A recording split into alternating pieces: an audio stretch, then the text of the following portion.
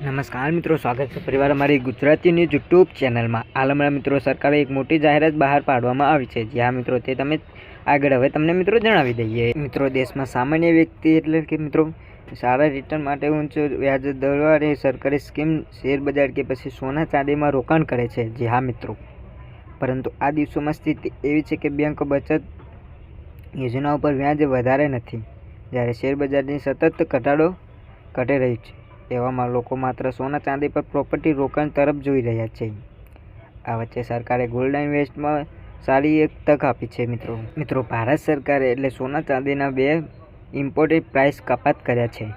જી હા મિત્રો, સોનાની કિંમત $11 પ્રતિ 10 ગ્રામ અને ચાંદીની કિંમત $18 પ્રતિ કિલોના કપાત કરવામાં આવ્યો છે। વાસ્તવમાં વિદેશી આયાત થનારી આ વસ્તુઓ ધારો કે ઇમ્પોર્ટ ડ્યુટીમાં પરિવર્તન સોના અને ચાંદીમાં કિંમતોને અસર કરી શકે છે। મિત્રો